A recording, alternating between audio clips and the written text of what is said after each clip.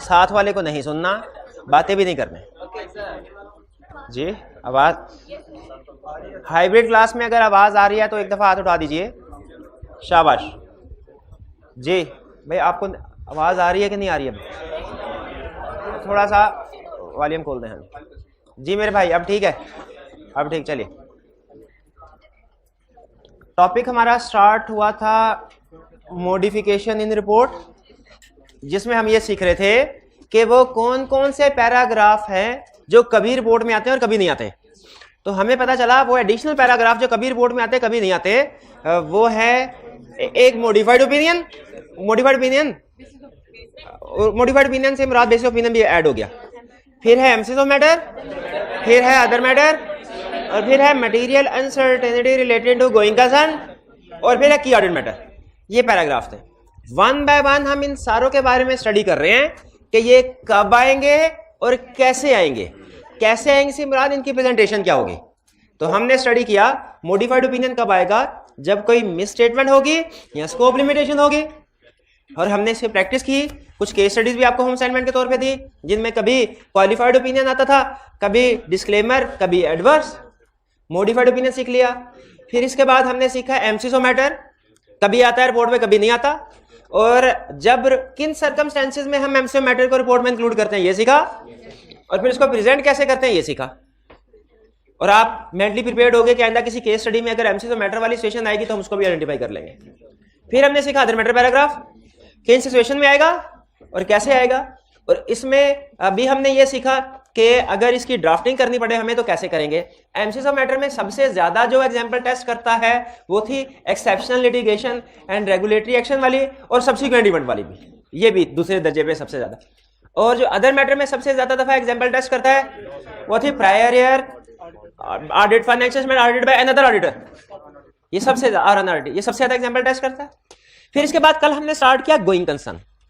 Going concern के basic concept कल हमने डिस्कस कर लिए कि गोइंग कंसर्न का मतलब है गोइंग कंसर्न चल रही है, गोइंग कंसर्न चल रही है। कंसर्न मींस कंपनी, कंपनी चल रही है, अगले कम से कम 12 महीने तक चल रही है। ठीक है, देखें असल में गोइंग कंसर्न एक बड़ा इशू रहा है। जब कभी कोई ऑडिट रिपोर्ट इशू होने के बाद कंपनी डूबती है ना, बैंकरप्ट होती है, तो शेयर होल्डर ये कहते थे ऑडिटर से कि आपने हमें क्यों नहीं बताया कंपनी डूबने वाली है। उन्होंने कहा भाईजान ये डिपेंड कर रहा होता है, क्योंकि मुस्तकबिल मैं कोई नजूमी थोड़ा ही हूं कि बता दूं कल को क्या होने वाला है। शेयर होल्डर कहते हैं कि नजूमी तो नहीं है, लेकिन कोई भी कंपनी बैंकरप्ट अचानक नहीं हो जाती, पहले कुछ ना कुछ खराब हालात से गुजर रही होती है। तो आप हमें बता देते कि खराब हालात से हम थोड़ा अलर्ट हो जाते।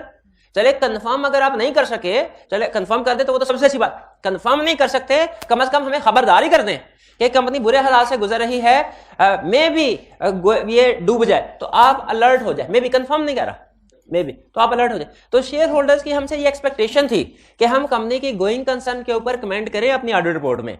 क्या आप समझते हैं कि शेयर होल्डर्स की ये रिक्वायरमेंट कि ऑडिटर को गोइंग कंसर्न पे कमेंट करना चाहिए, ये जस्टिफाइड है? बिल्कुल ठीक है।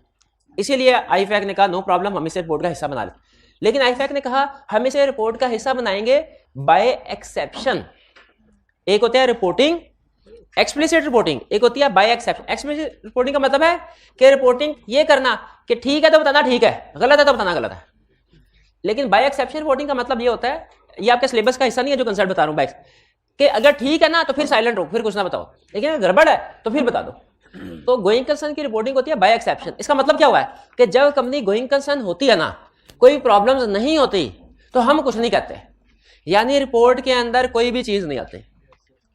लेकिन अगर गोइंग कंसर्न पे डाउट हो या कंफर्म हो जाए कि गोइंग कंसर्न नहीं है, अगर डाउट है तो वो भी रिपोर्ट में लिखते हैं हम, और अगर कंफर्म हो जाए गोइंग कंसर्न नहीं है तो फिर भी रिपोर्ट में लिखते हैं। इसका मतलब है कि जब हम गोइंग कंसर्न के ऊपर काम कर रहे होंगे ना, 3 पॉसिबिलिटीज हैं। एक गोइंग कंसर्न एप्रोप्रिएट हो, दूसरा नॉट एप्रोप्रिएट, और तीसरा 50-50।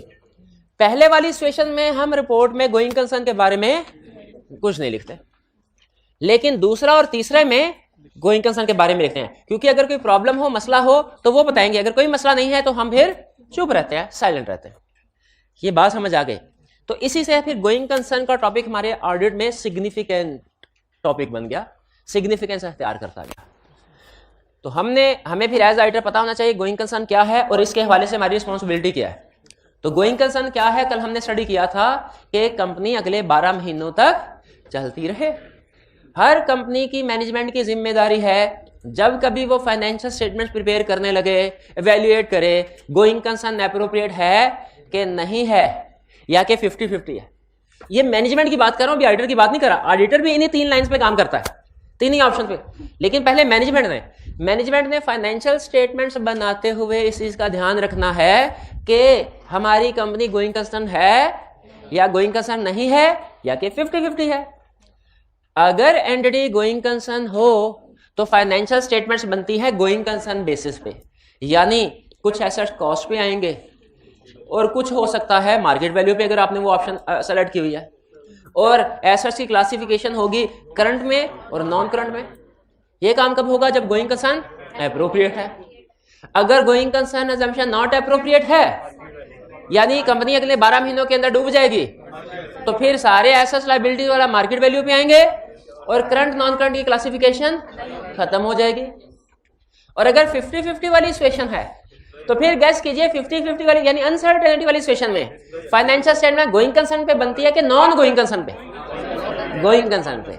लेकिन मैनेजमेंट की जिम्मेदारी है कि जिन मसले मसाइल की वजह से गोइंग कंसर्न पे अनसर्टेनिटी है उसको डिस्क्लोज करे, भी ये बात समझ आई? यानी 50-50 वाली में फाइनेंशियल स्टेटमेंट गोइंग कंसर्न पे बनेगी, लेकिन जो मसले मसाइल हैं उन्हें फाइनेंशियल स्टेटमेंट्स में हम डिस्क्लोज कर देंगे। ये मैनेजमेंट की बात कर रहा हूं। मैनेजमेंट ने ये काम करना है, ठीक। अब ऑडिटर ने क्या करना है? 1 वर्ड आंसर। ऑडिटर ने ये देखना है कि क्या मैनेजमेंट ने काम ठीक किया कि नहीं।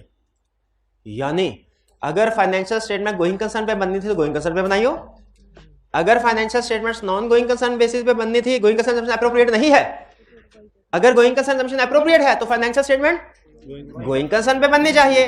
गोइंग कंसर्न असम्पशन एप्रोप्रिएट नहीं है, financial statement non going concern basis पे बननी चाहिए। और अगर गोइंग कंसर्न एप्रोप्रिएट तो है लेकिन मटेरियल अनसर्टेनिटी एग्जिस्ट करती है, तो फिर हमने देखना है कि गोइंग कंसर्न पे बने और इश्यूज को डिस्क्लोज किया गया हो, मैनेजमेंट ने उसमें डंडीदा मारी हो। हमारी ये जिम्मेदारी। अच्छा, अब हमारा जो स्टार्ट होता है ना गोइंग कंसर्न में, वो इस चीज से होता है। सबसे पहले देखें, कोई भी कंपनी, जैसे मैंने पहले बताया, एकदम से नहीं डूब जाती। कोई ना कोई मसले मसाइल आते रहते हैं। इन मसले मसाइल को कहते हैं events or conditions casting doubt on going concern. ये फ्रेज इसको समझ लें, ये बार बार आपका इससे वास्ता पड़ेगा। Events or conditions casting doubt on going concern. Events, ऐसे इवेंट्स या कंडीशन जो गोइंग कंसर्न पे डाउट क्रिएट करते हैं, जो गोइंग कंसर्न की तरफ इशारा करते हैं। ऐसे इवेंट्स या कंडीशन जो बताते हैं कि गोइंग कंसर्न पे कोई प्रॉब्लम है। ये ऐसे इवेंट्स या कंडीशन क्या हो सकते हैं? कहानी यहां से शुरू होगी। कहानी शुरू कहां से होगी कि इवेंट्स या कंडीशन, वो कौन से इवेंट्स या कंडीशन है जो गोइंग कंसर्न पे डाउट क्रिएट करते हैं? बताइए, फिर शुरू करें कहानी। इवेंट्स या कंडीशन बताइए जो डाउट क्रिएट करते हैं गोइंग कंसर्न पे। एडवर्स फाइनेंशियल रेशियोज, यानी gross profit GP ratio down, GP ratio down, net profit ratio down, current ratio down. Ratios पढ़ी हुई आपने? रेशियोज डाउन, क्विक रेशियो, ठीक है। ये तो आ गया एडवर्स की रेशियोज। इसके अलावा कंटिन्यूइंग लॉसेस। देखिए, एक आधा प्रैक्टिकली एक आधे साल में लॉस आ जाए ना, एक आधा साल जो है उसमें लॉस आ जाए ना, तो वो गोइंग कंसर्न पे डाउट नहीं होता। लेकिन अगर मुसलसल कई सालों से लॉस हो, वो गोइंग कंसर्न पे डाउट क्रिएट होता है। लॉसेस आ जाए और की मैनेजमेंट छोड़ के चली जाए। बात कुछ बिजनेस ऐसे होते हैं, खासतौर पे सर्विस सेक्टर में बिजनेस, जिनमें कुछ जो लोग होते हैं skilled person, highly skilled person, वो जरूरी होते हैं। इसके अलावा अनइंश्योर्ड कैटास्ट्रॉफी। हाँ, अच्छा याद आया, ये तो केस स्टडी में भी बार बार पूछता है। कैटास्ट्रॉफी का मतलब क्या है? कुदरती आफत। और अनइंश्योर्ड का मतलब क्या है? इंश्योरेंस नहीं कर। ये अनइंश्योर्ड का लफ्ज ज्यादा है हमें। तबाही आई, इसे गोइंग कंसर्न है कि नहीं, इसे नहीं इंश्योरेंस करवाई थी कि नहीं? इंश्योरेंस करवाई थी तो गोइंग कंसर्न पे कोई प्रॉब्लम नहीं है।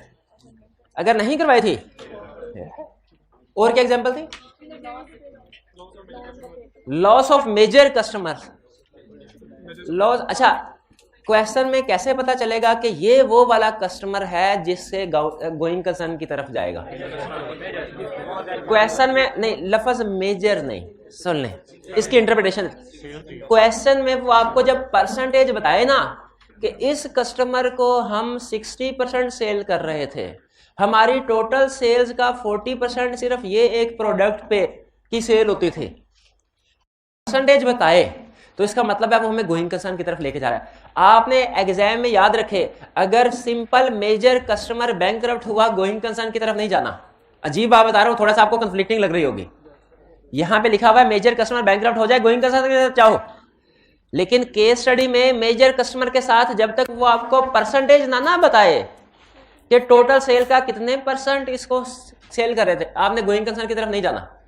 और आप जाएंगे, क्वेश्चन में लिखा होगा मेजर कस्टमर बैंकरप्ट हो गया है, गोइंग कंसर्न की तरफ जाएंगे, फिर मैं आपसे कहूंगा नहीं जाना था, आप कहेंगे सर लिखा हुआ था इमरजेंसी कंडीशन में, लिखा हुआ था। तो देखिए लिखे हुए की ना बात का कुछ इंटरप्रिटेशन होती है, बात का कुछ एग्जाम का सोल्यूशन होता है जिसको हम फॉलो करते हैं, एग्जामिनर कमेंट्स होते हैं जिसको फॉलो करते हैं। तो वो कहता है सिंपल मेजर कस्टमर से आपने गोइंग कंसर्न की तरफ नहीं जाना। हाँ, मॉडिफिकेशन की तरफ जा सकते हैं रिपोर्ट में कि मिस स्टेटमेंट है, प्रोविजन रिकॉर्ड नहीं की, मेजर कस्टमर बैंकरप्ट हो गया, प्रोविजन रिकॉर्ड नहीं की, मिस स्टेटमेंट है, क्वालिफाइड ओपिनियन या एडवर्स ओपिनियन, लेकिन इसके साथ गोइंग कंसर्न नहीं लिखना जब तक के परसेंटेज वगैरह ना हो। प्रोडक्ट का भी यही रूल है, सप्लायर का भी यही, ठीक है, सप्लायर का भी। हाँ जी, वो आगे केस स्टडीज करेंगे ना तो फिर मैं आपको साथ साथ एक्सप्लेन करता जाऊंगा कि किस केस में आपने गोइंग कंसर्न की तरफ जाए, किस में नहीं। फिलहाल ये ध्यान में रखें, हर मेजर डेटर बैंकरप्ट होने पे गोइंग कंसर्न पे नहीं जाना, गोइंग कंसर्न पे नहीं जाना। अच्छा चलिए, ये फैक्टर्स हम ये थे, इवेंट्स या condition casting doubt on entities to continue going concern. कहानी शुरू कहां से होती है? इन इवेंट्स या कंडीशन से। अगर ये इवेंट्स या कंडीशन मौजूद हैं तो हम अपने नेक्स्ट स्टेप पे जाएंगे, अगर ये इवेंट्स या कंडीशन मौजूद नहीं है, यही पे कहानी खत्म। तो ऑडिट में हमने सबसे पहले प्रोसीजर परफॉर्म करने हैं, किस लिए? To identify these events and condition, जिसकी लिस्ट दी है। ऑडिट में सबसे पहला स्टेप क्या करना है? प्रोसीजर परफॉर्म करने हैं, किस लिए? टू आइडेंटिफाई इवेंट्स जिसकी लिस्ट दी है। अच्छा बताइए, आपको कैसे पता चलेगा मेजर जो कस्टमर जो प्रोडक्ट है फ्लॉप हो गई है? कैसे पता चलेगा कि एंटिटी लॉसेस में है? कैसे पता चलेगा कि मैनेजमेंट छोड़ के चली गई है? कैसे पता चलेगा बैंक से लोन लिया, उसकी रीपेमेंट की डेट करीब है लेकिन पैसे नहीं है? कैसे पता चलेगा गवर्नमेंट ने कोई ऐसा ऑर्डर इशू किया है जिसके बाद हमारी कंपनी के ऑपरेशन, हमारे क्लाइंट के ऑपरेशन बंद हो सकते हैं? कैसे पता चलेगा मेजर प्रोडक्ट ही फेल हो गई? कैसे पता? ये सारे प्रोसीजर परफॉर्म करने हैं, ये सारे प्रोसीजर बैठे बैठाए थोड़ी पता चलता किसी चीज का। कहता है सबसे पहले जब आप रिस्क असेसमेंट प्रोसीजर परफॉर्म कर रहे होंगे ना। अच्छा, बात का ऐसा होता है, तीर चलाएं किसी और तरफ लगता किसी और का है, कभी कभी एक तीर से दो शिकार भी हो जाते हैं। साइंसदान इजाद कोई और चीज कर रहे होते हैं, हो कुछ और जाते हैं। तो इसी तरीके से हम परफॉर्म कर रहे थे रिस्क असेसमेंट प्रोसीजर, किस लिए? रिस्क को आइडेंटिफाई करने के लिए। रिस्क असेसमेंट प्रोसीजर परफॉर्म करते करते पता चला कि कोई इवेंट या कंडीशन हमारे सामने आ गया है जो डाउट क्रिएट कर रहा है गोइंग कंसर्न पे। तो रिस्क असेसमेंट प्रोसीजर से पता चल सकता है। फर्ज करें रिस्क असेसमेंट प्रोसीजर से पता नहीं चला तो अपनी आंखें खुली रखें और प्रोफेशनल स्केप्टिसिज्म को जाने ना दें हाथ से। अलर्ट रहे थ्रू आउट द ऑडिट कि स्टार्ट में नहीं कोई इवेंट या कंडीशन सामने आया तो बाद में तो आ सकता है, बाद में आ सकता है। Remain alert. देखिए रिस्क असेसमेंट में भी हमने कोई मिलती जुलती बात पढ़ी होगी कि रिस्क असेसमेंट स्टार्ट में भी आइडेंटिफाई हो सकता है, बाद में भी आइडेंटिफाई हो सकता है। आपको याद है एनालिटिकल प्रोसीजर का कंसेप्ट कि जब ओवरऑल रिव्यू पे एंड पे आखिरी काम तकरीबन करने लगे थे तब भी कोई प्रीवियसली अनरिकॉग्नाइज्ड रिस्क हमारे सामने आ सकता है। तो इसीलिए कहता है कि कोशिश करें शुरू में इमरजेंसी कंडीशन सामने आ जाए, नहीं तो फिर भी अलर्ट रहें, शुरू में नहीं आए बाद में आ सकते हैं। अलर्ट बिल्कुल ठीक है। फिर क्या और क्या कर सकते हैं? हम मैनेजमेंट के साथ डिस्कस कर सकते हैं। सीएफओ भैया बताइए, क्या आप, एक मिनट अरे, क्या सीएफओ मेरे भाई मुझे बताइए, क्या आपकी कंपनी में कोई सब्सटेंशियल लॉसेस हुए हैं पिछले पीरियड में? क्या आपकी पोजीशन जो है वो नेट लायबिलिटी पोजीशन है कि पॉजिटिव है? पॉजिटिव है। क्या आपको कभी ऐसा हुआ है रिसेंटली कि पैसों की जरूरत हो और पैसे अरेंज ना कर पाए हो? क्या ऐसा हुआ है कि बैंक के साथ कोई लोन एग्रीमेंट किया था, उसकी वायलेशन की हो आपने? सही से बताएं, वायलेशन हुई थी ना? हाँ।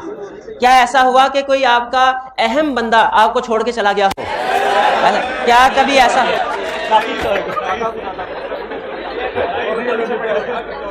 ये एग्जाम्पल कुछ ज्यादा जोर से समझ आइए आपको। मैं भी थोड़ी सोच में पड़ गया, गलत एग्जाम्पल तो नहीं बोल दी, फिर मुझे पता चला वाकई गलत बोल दिया। चलिए, तो समझ आ गया, समझ आना जरूरी है। चलिए, तो मैनेजमेंट के साथ डिस्कस कर लेंगे, यही इशू डिस्कस कर लेंगे। फिर इसके बाद मैनेजमेंट से पूछेंगे आपने गोइंग कंसर्न की असेसमेंट करना पहले हैंड तो मैनेजमेंट का काम है ना। मैनेजमेंट से कहेंगे सर बताइए आपने असेसमेंट की है, गोइंग कंसर्न असेसमेंट की है? मैंने कहा की है, हमने असेसमेंट की है, अगले 4 महीने तक कोई प्रॉब्लम नहीं है, हम 1 लगाएंगे। क्यों? 12 महीने की असेसमेंट करनी है, 4 महीने की असेसमेंट क्या होती है? और फिर हमने देखना है कि क्या सारी की सारी इंफॉर्मेशन जो हमें पता है मैनेजमेंट ने गोइंग कंसर्न असेसमेंट में इंक्लूड कर दिया कि नहीं। हमें पता चला कि पास्ट में एक कस्टमर को 60% सेल करते थे। हमने मैनेजमेंट से कहा कि अब आपने गोइंग कंसर्न असेसमेंट किया? उन्होंने कहा किया है। हमने कहा दिखाओ कैश फ्लो फॉर कॉस्ट दिखाओ। कैश फ्लो फॉर कॉस्ट क्या होते हैं? फ्यूचर के कैश फ्लो। हमने देखा फ्यूचर के कैश फ्लोज उसी तरीके से थे जिस तरीके से पास्ट के पिछले 2-3 सालों के। तो हमें तसल्ली हो गई कि ठीक है ऐसे है। हमें तसल्ली क्यों हो गई ऐसे है? और पिछले सालों में तो कस्टमर था जिसको 60% सेल करते थे, अब तो बैंकरप्ट हो गया, अब तो वो छोड़ के चला गया। क्या मुझे बताइए अब इस इंफॉर्मेशन का effect cash flow for cost पे आना चाहिए कि नहीं? यही देखेंगे हम, यही देखेंगे कि क्या मैनेजमेंट ने सारी की सारी इंफॉर्मेशन जो हमें पता है अपनी असेसमेंट में इंक्लूड की है कि नहीं। मैनेजमेंट की याद रखें हमेशा कोशिश होती है, CFAB लेवल का कंसेप्ट बता रहा हूं, छोटा सा लेकिन है कॉमन सेंस का। मैनेजमेंट जब कभी फ्यूचर को प्रेडिक्ट कर रही होगी ना, हमेशा पॉजिटिव चीजों का इंपैक्ट लेगी और नेगेटिव चीजों को साइड पे कर देगी। लेकिन हमने ये देखना है कि सारी की सारी इंफॉर्मेशन को असेसमेंट में कंसीडर किया हो। ठीक है जी, अच्छा आगे चलते हैं। इंक्वायर अबाउट इवेंट या condition before period of assessment. ये बियॉन्ड आफ्टर। अच्छा ये बड़ा इंटरेस्टिंग पॉइंट है। पीरियड गोइंग कंसर्न का पीरियड ऑफ असेसमेंट क्या होता है? 12 मंथ्स। वो कह रहा है 12 मंथ्स के बाद भी देखो कोई इवेंट या कंडीशन है जो डाउट क्रिएट कर सकता हो। ये क्यों भला? हालांकि गोइंग कंसर्न पे आपको कल एक एग्जाम्पल बताई थी ना, 3 साल के बाद प्रॉब्लम आ रही है, क्या उसका गोइंग कंसर्न पे इफेक्ट होगा? आपने कहा था नहीं, और बिल्कुल ठीक कहा था। ये इसलिए ताकि हमें पहले से पता हो, नेक्स्ट ईयर में जब ऑडिट करने के लिए आए तो हमें ऑलरेडी प्रीवियस ईयर में इंफॉर्मेशन हो कि ये इवेंट्स हम कंसीडर कर सकते हैं। ठीक है, तो हमने एहतियातन ये वाला स्टेप ना, एहतियातन हम मैनेजमेंट से पूछ रहे हैं कि क्या कोई ऐसा इवेंट या कंडीशन भी है जो अभी 12 महीने में तो नहीं, 12 महीनों के बाद कोई डाउट क्रिएट कर रहा हो, साल बाद, 2 साल बाद, 3 साल बाद, तो मैनेजमेंट से वो भी पूछ लेंगे एहतियातन। अच्छा, ये सारे प्रोसीजर जो हमने परफॉर्म किए, ये हमने इवेंट्स या कंडीशन को आइडेंटिफाई करने के लिए परफॉर्म किए, क्या आइडेंटिफाई करने के बाद परफॉर्म किए? टू आइडेंटिफाई, यानी इन प्रोसीजर को परफॉर्म करने के बाद क्या होगा? हमारे सामने कोई ना कोई 1 या 2 या 3 या 4 इवेंट आ जाएंगे। अब फिर सुन ले प्रैक्टिस में और एग्जाम का फर्क। प्रैक्टिस में एक दो मसले आते ही रहते हैं, कस्टमर आते जाते रहते हैं, प्रोडक्ट्स फेल होती रहती हैं, बड़ी बड़ी कंपनीज की प्रोडक्ट्स हैं वो फेल हुई हैं, चलती रहती हैं। एक दो मसलों पे गोइंग कंसर्न का इशू राइज प्रैक्टिस में नहीं, लेकिन एग्जाम में अगर एक भी इशू आ गया ना, एक भी, क्योंकि एग्जाम में जाहिर है रियल लाइफ थोड़ी है कि वो आपको 15 चीजें देगा, उसने तो छोटा सा केस बनाना है, उसके अंदर सारे कंसेप्ट टेस्ट करने हैं। तो एग्जाम में अगर एक भी इवेंट या कंडीशन आ गया, आपने गोइंग कंसर्न की तरफ बात ले जानी है। ये जो लिस्ट हमने पढ़ी है ना, इसमें से कोई एक भी इंफॉर्मेशन उसने केस स्टडी में यूज कर ली, ये जो इवेंट्स या कंडीशन की लिस्ट पड़ी है, एक आइटम भी केस स्टडी में आ गई, आपने फौरन सोचना हो ये तो मैंने गोइंग कंसर्न वाली लिस्ट में पढ़ी थी, इसका मतलब है इधर मैंने गोइंग कंसर्न डिस्कस करना है, इधर गोइंग कंसर्न डिस्कस करना है। जैसे फर्ज कीजिए एग्जाम में उसने कहा कि ये रेंट के बाद आग लगी है, इंश्योरेंस करवाई हुई थी, इंपैक्ट ऑन रिपोर्ट बताइए, कोई इंपैक्ट नहीं है, फेल। एक मिनट, एक करके आए, पहले भाई बताए। एसेट्स को लगी, बोला तो है नहीं, एसेट्स मैंने कहा था आग लग गई। ओके, ये रेंट के बाद एसेट्स को आग लग गई। अच्छा एक मिनट ठहरे, अब ठीक है, अब आपने मुझे रोका है ना, तो ठीक है ना, अब बात आगे नहीं बढ़ेगी, लेक्चर पूरा होता है नहीं होता कोई मसला नहीं, मैंने जो सवाल आ गया वो पूछ के जाऊंगा। 3 सवाल। पहला क्वेश्चन मेरा, ये रेंट के बाद आग लगी और सारे का सारा काउंटिंग रिकॉर्ड जल गया। हाथ उठाना है, 1 मिनट है रे, 1 मिनट है रे, ऐसे नहीं, हाथ उठा रहे। अगर बोलेंगे तो फिर किसी को भी इनाम नहीं मिलना, अगर नहीं बोलेंगे तो फिर इनाम मिलेगा। ये रेंट के बाद आग लगी, impact on report record, counting record को।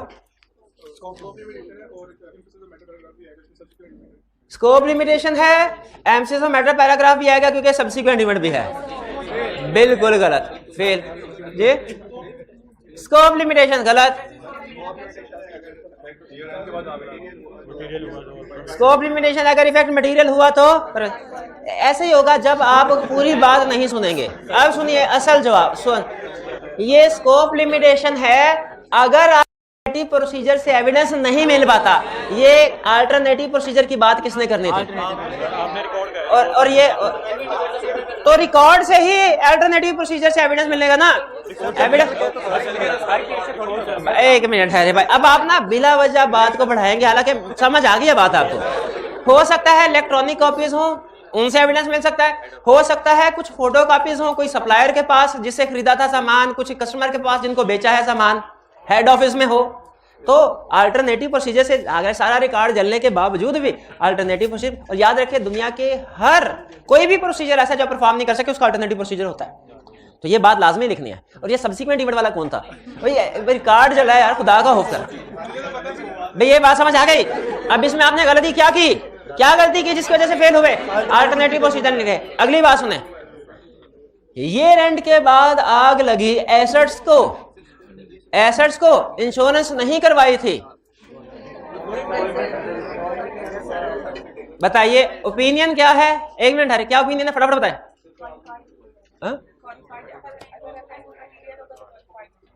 अगर इफेक्ट मटेरियल है तो क्वालिफाइड ओपिनियन क्यों?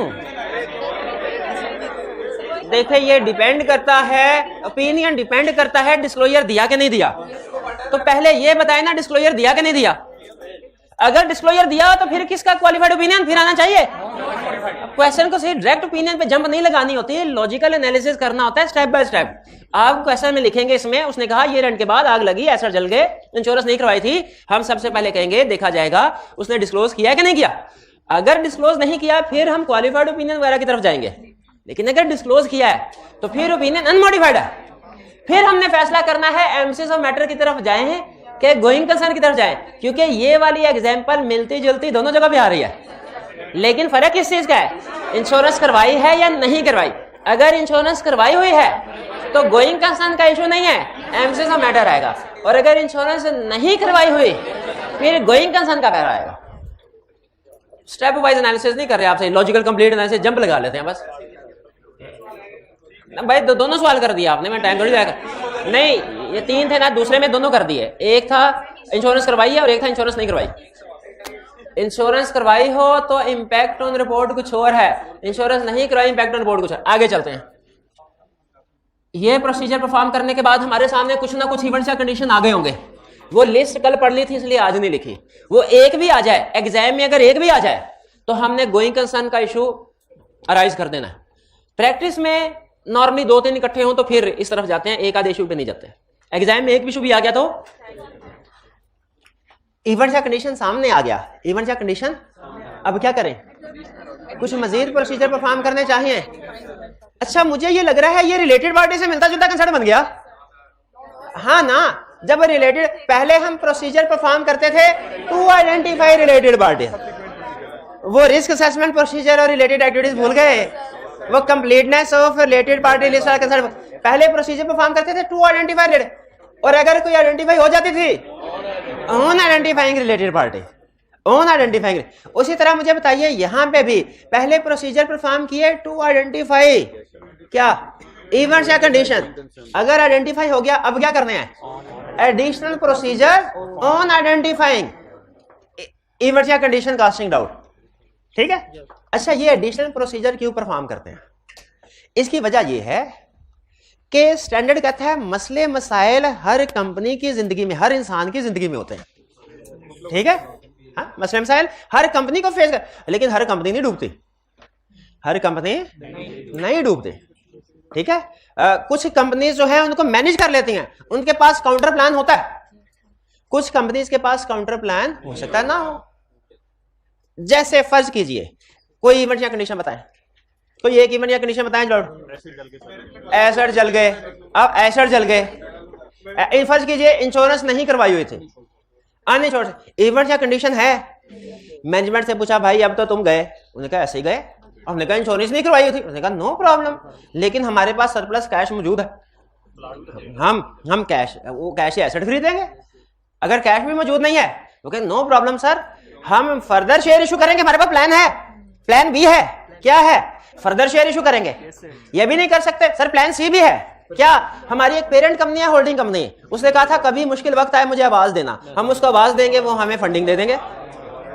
प्लान है कि नहीं? अच्छा ओके, इसका मतलब है अगर प्लान है तो फिर इसका मतलब है इवेंट्स या कंडीशन, तो गौर से सुनिएगा, इवेंट्स या कंडीशन तो एग्जिस्ट कर रहा है, लेकिन गोइंग कंसर्न का मसला कोई नहीं है। भाई एग्री करते हैं इससे? कोई और एग्जांपल बताइए। Event pending legal cases, pending legal cases जो एक मिनट, नहीं क्या बताया जल्दी जल्दी। पेंडिंग लीगल, ये तो एमसीएस मैटर में एग्जांपल नहीं थे, एक्सेप्शन लिटिगेशन, वो एक्सेप्शन लिटिगेशन था, तो ये क्या है, वो भी पेंडिंग था, कंसेप्ट इसमें नहीं है। कंसेप्ट इसमें है, एक होती है एक्सेप्शन लिटिगेशन, अहम बड़ी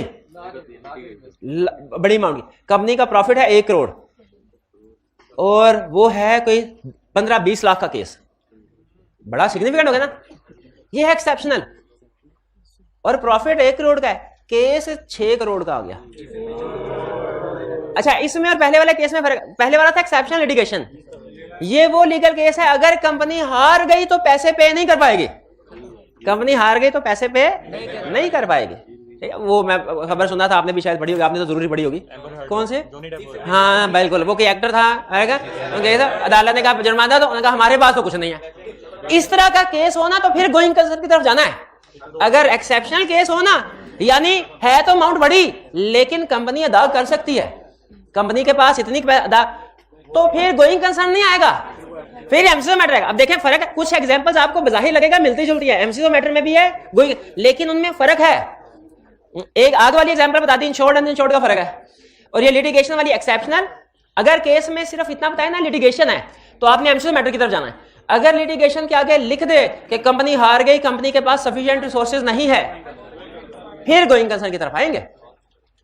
ठीक है, तो अच्छा पेंडिंग लिटिगेशन है, हमने कहा भाईजान अगर हार गए आप तो गए, उन्होंने कहा नो प्रॉब्लम सर, हार गए, हमने अल्टरनेट अरेंजमेंट की हुई है फाइनेंस की। अब ये भी फाइनेंस से रिलेट कर रहा है ना, तो इसमें फाइनेंस की अरेंजमेंट कहां से हो सकती है? किसी बैंक से लोन हो सकता है लिया हो, बाकी हो, share holder fresh share capital issue करके शेयर होल्डर से पैसे इकट्ठे किए हो सकता है डायरेक्टर्स वगैरह से कोई लोन लेने की बात की हो सकता है होल्डिंग कंपनी से कोई बात की हो कि वो हमें फाइनेंसिंग कर देगी, डिफरेंट ऑप्शन हो सकते हैं। अगली एग्जांपल, कोई प्रोडक्ट जो थी सक्सेसफुल प्रोडक्ट थी वो फेल हो गई, हमने कहा भाई ये इवेंट या कंडीशन में था मेजर प्रोडक्ट, हमने कहा आप तो गए, उसने कहा ऐसे ही गए, हमने बैकएंड पे रिसर्च एंड डेवलपमेंट पे काम जारी रखा हुआ था, अनकरीब हम एक न्यू प्रोडक्ट लॉन्च करने वाले हैं जो पिछले से भी ज्यादा फीचर्स उसमें ऐड किया हमने, आप देखिएगा आने वाले वक्तों में हमारा कैश फ्लोज पहले से भी अच्छा हो जाता। भाई ऐसा पॉसिबल है कि नहीं? इसका मतलब ये हुआ जैसे ही अहम कंसेप्ट के ऊपर आपको अलार्म कंक्लूजन, उस लाइन के ऊपर जिसकी वजह से सारी डिस्कशन एग्जांपल दी कि जब इवेंट्स या कंडीशन आइडेंटिफाई हो जाता है, हमने फौरन कंक्लूजन पे जंप नहीं लगानी, हमने पहले कुछ एडिशनल प्रोसीजर परफॉर्म करने हैं। फिर सुने, जब कभी कोई इवेंट्स या कंडीशन आइडेंटिफाई हो जाए जो डाउट क्रिएट कर रहा हो, हमने फौरन कंक्लूजन पे जंप नहीं लगानी, हमने पहले एडिशनल प्रोसीजर परफॉर्म करके कंफर्म करना है कंपनी के पास प्लान बी प्लान सी है कि नहीं, और वो प्लान वर्केबल है कि नहीं।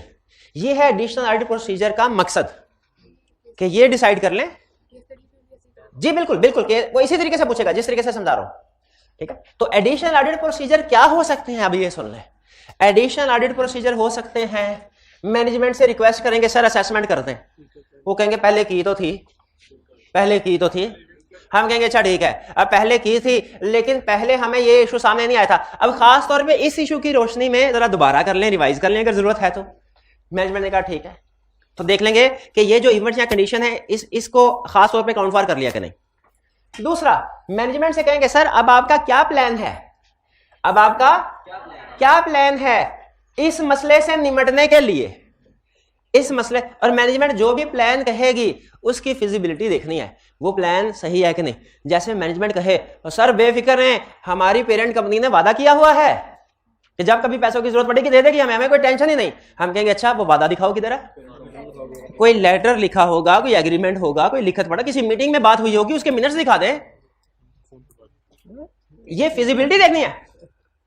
वो कहेंगे सर हम पूछेंगे 50 मिलियन का लोन लिया है, ये रेंट है 31 दिसंबर, 10 जनवरी को उसकी रीपेमेंट की डेट है, आपके पास पैसे हैं पे करने के लिए? ये कहेंगे सर पैसे तो नहीं है लेकिन बेफिक्र रहें, हमने एक अल्टरनेट प्लान है हमारे पास, क्या?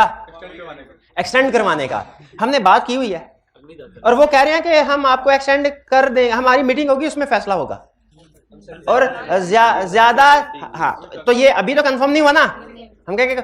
और अगर वो कहते हैं सर उन्होंने ज़बानी कलामी ओके कर दिया हुआ है, इस पे यकीन करेंगे? नहीं।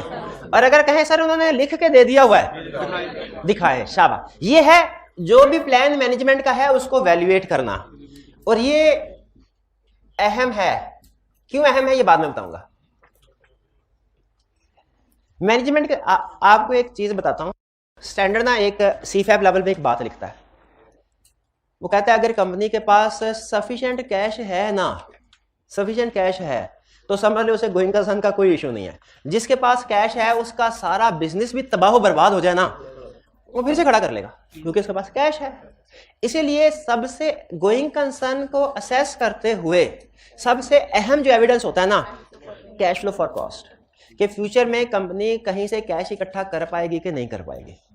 और इसमें जैसे मैंने आपको बताया मैनेजमेंट ने हमारे सामने कैश फ्लो फॉर कॉस्ट तो रखेगी, लेकिन उसमें जो डाटा है वो इतना रिलायबल नहीं होगा, जो अजम्पशंस है वो न्यूट्रल नहीं होंगी, वो फेवरेबल अजम्पशंस होंगी।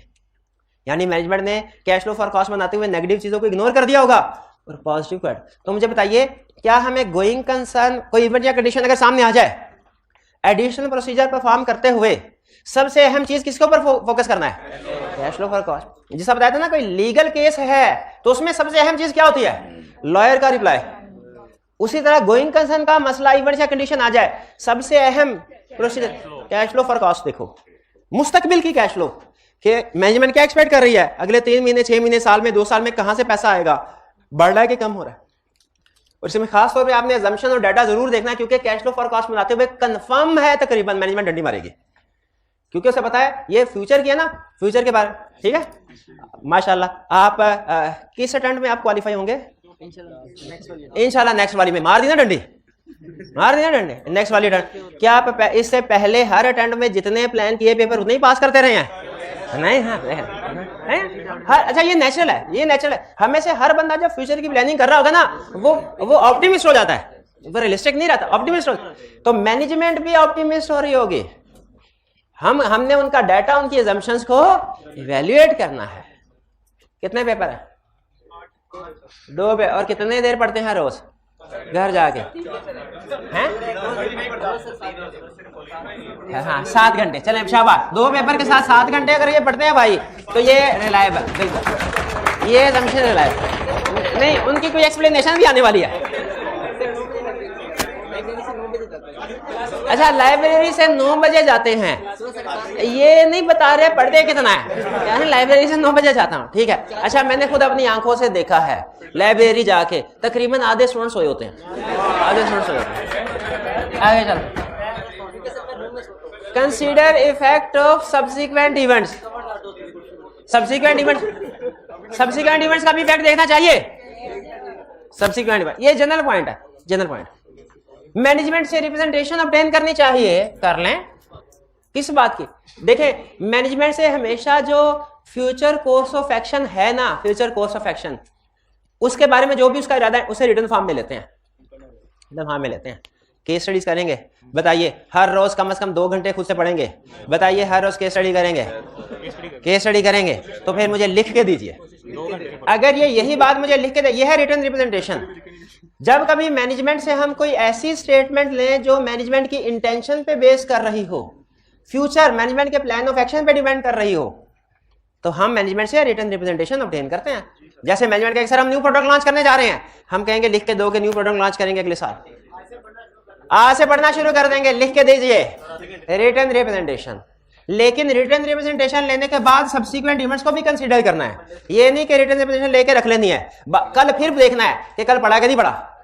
ये तो नहीं कि आज रिप्रेजेंटेशन दे दी और उसके 2-3 दिन के बाद पढ़ा ही नहीं। हो सकता है केस स्टडी याद आ गई है, किसी और टॉपिक की, सब्सिक्वेंट इवेंट के टॉपिक की है, याद आ गई। एक इन्वेस्टमेंट थी, इन्वेस्टमेंट बताइए करंट एसेट में जाती है कि नॉन करंट में? डिपेंड करता है इंटेंशन का। अगर बेचने का इरादा हो तो करंट में, और अगर उसको लॉन्ग टर्म संभाल के रखना है नॉन। हमने मैनेजमेंट से कहा क्या इरादा है, उसने कहा नॉन करंट, लंबे अरसे तक संभालेंगे। हमने कहा लिख के दो, मैनेजमेंट ने रिटर्न रिप्रेजेंटेशन दे दी और उसके 10 दिन बाद पता चला मैनेजमेंट ने इसे बेच दिया। अब मुझे बताइए सिर्फ रिटर्न रिप्रेजेंटेशन ले लेना काफी है कि सब्सिक्वेंट इवेंट को भी देखना चाहिए कि सब्सिक्वेंटली मैनेजमेंट ने उसी प्लान ऑफ एक्शन के मुताबिक काम किया है कि नहीं जो हमें बताया था। ये प्लान ऑफ एक्शन भी मैनेजमेंट ने दिया, ये प्लान ऑफ एक्शन भी, रिटर्न रिप्रेजेंटेशन भी दी। क्या हमें सब्सिक्वेंट इवेंट्स में देखना चाहिए कि मैनेजमेंट ने उसी के मुताबिक एक्ट कर रही है कि नहीं? ये देखें, वहां पे मैनेजमेंट को पकड़ लिया हमने, कहा भाई तूने तो अभी 10 दिन पहले कहा था कि साल रखोगे, 10 दिन बाद बेच दिया, ये चक्कर क्या है? पूछेंगे, इन्वेस्टिगेट करेंगे। Read minutes of the meeting, loan agreement वगैरह, मिनट्स ऑफ द मीटिंग, क्योंकि जो भी मसला है इवेंट्स या कंडीशन वो डायरेक्टर्स की मीटिंग में डिस्कस हुआ होगा। लोन एग्रीमेंट भी देखें, क्योंकि जो ज्यादातर इवेंट्स या कंडीशन है ना, आप देखेंगे वो बैंक लोन से रिलेट कर रहे होते हैं कि उसको वापस नहीं कर पाते। ज्यादातर कंपनी इस वजह से बैंकरप्ट होती हैं कि लोन लिया होता है और वापस नहीं कर पाते। कहता है लोन एग्रीमेंट देखो, और लीगल लॉयर से पूछो कोई लिटिगेशन क्लेम ऐसा तो नहीं है जो अगर हमारे खिलाफ गया तो हम तो गए।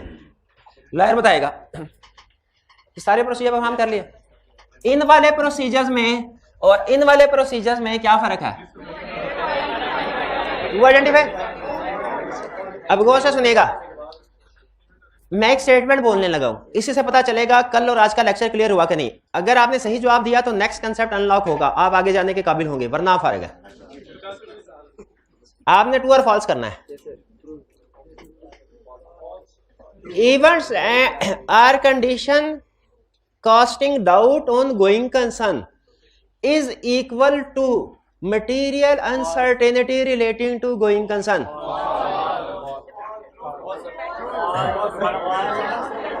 फिर से सुन ले। Events and condition casting doubt on going concern is equal to material uncertainty relating to going concern. Change करता, थोड़ा सिंपल कर देता हूं आपके लिए, थोड़ा। Events and condition casting doubt on going concern is equal to going concern not appropriate. False है। क्यों? इवेंट्स या कंडीशन का ये मतलब नहीं है कि गोइंग कंसर्न नॉट एप्रोप्रिएट है।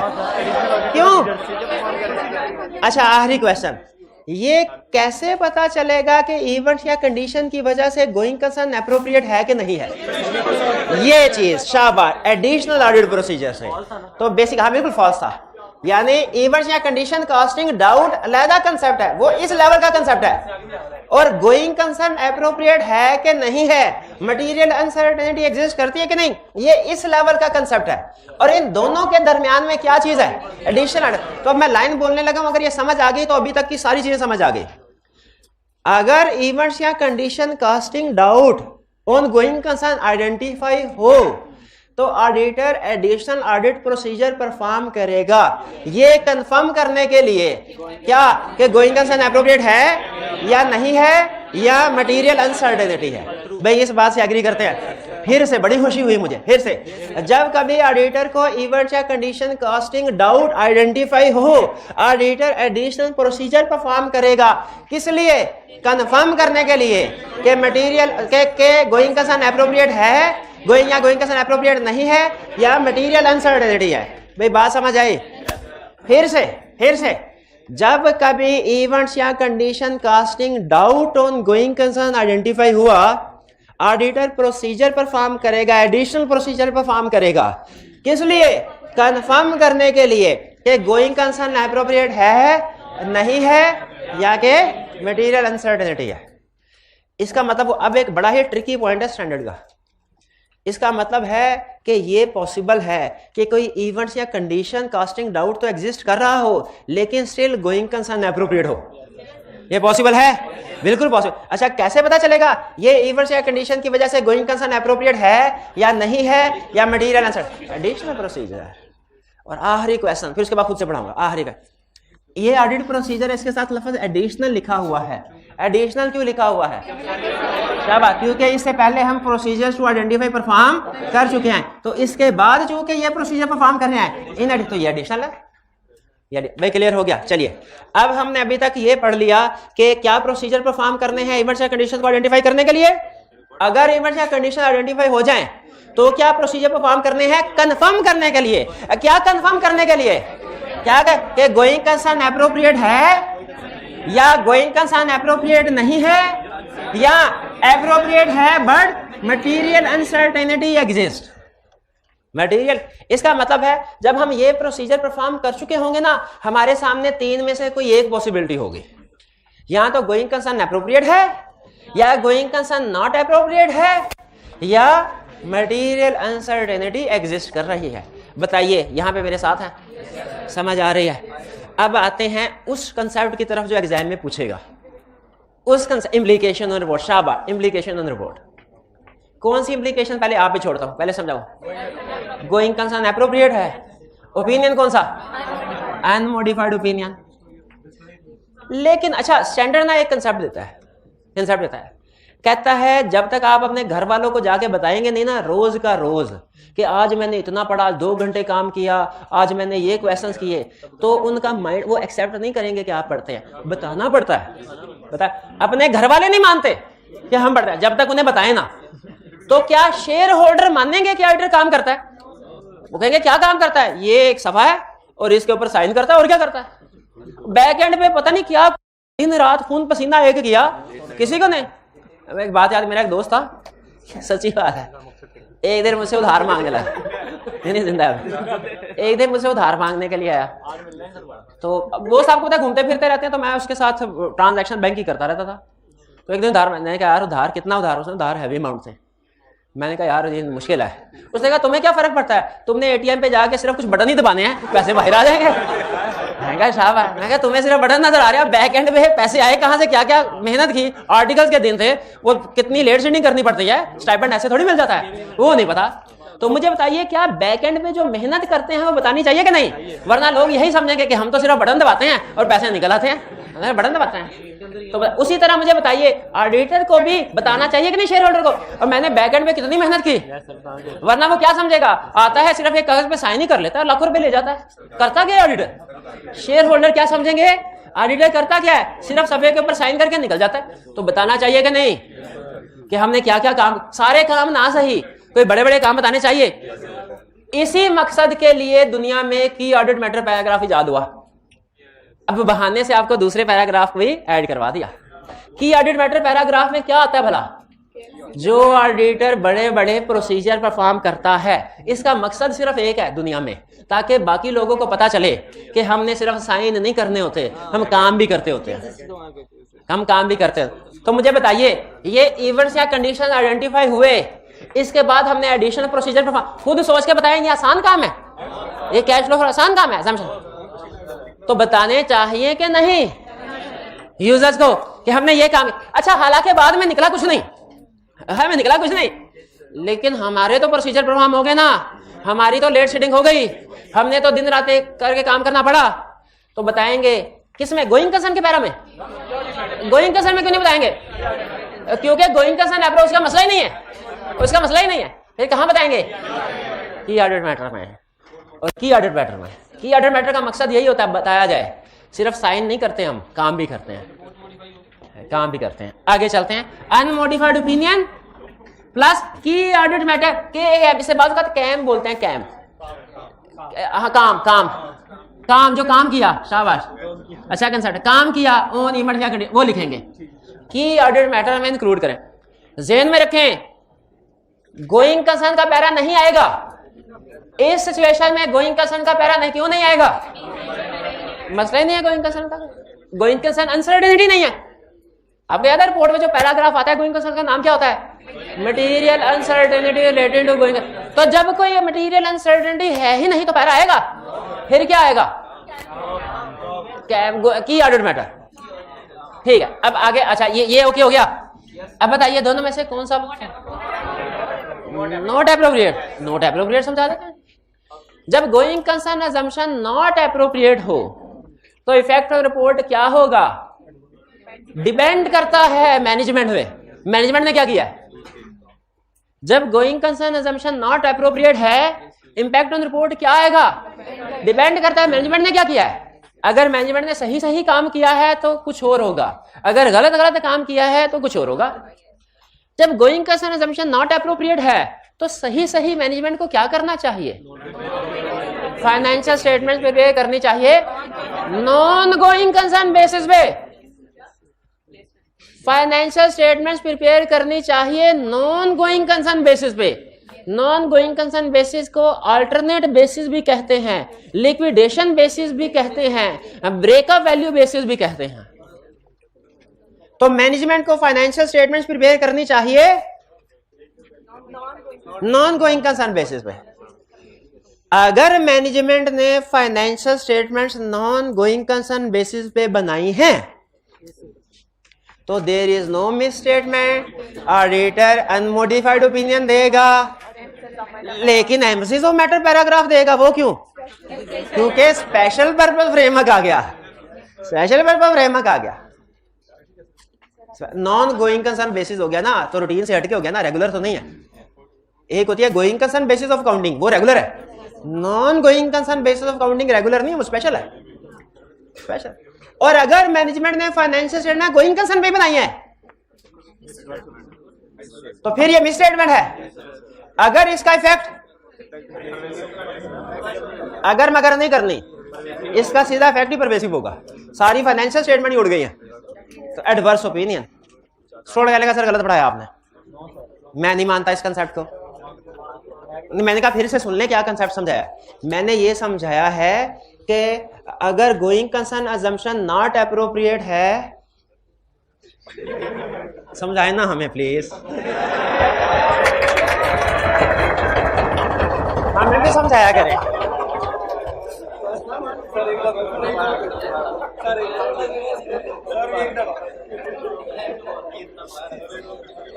गोइंग कंसर्न अजम्पशन नॉट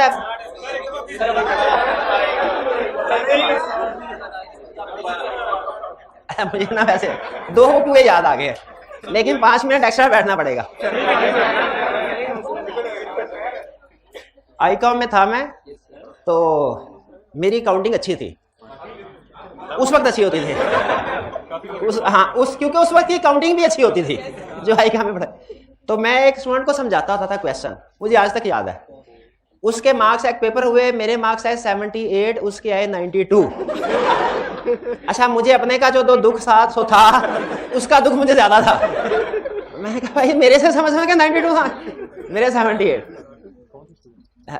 वो पंजाब कॉलेज में था, उसमें हाँ,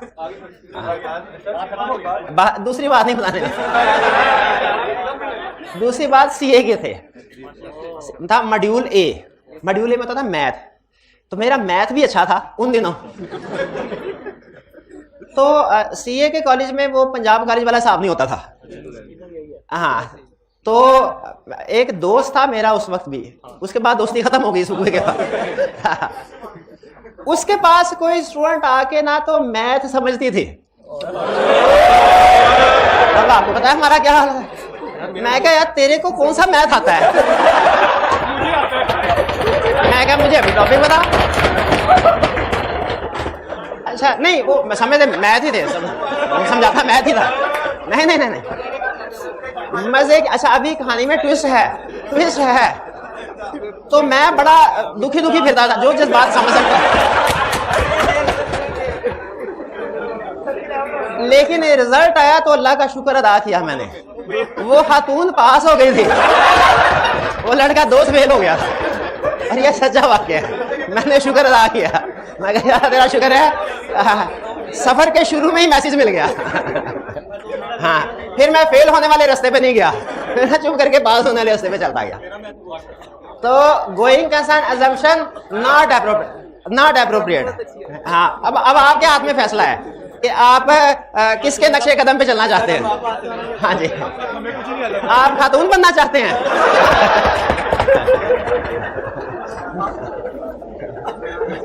नहीं, अच्छा फैसला।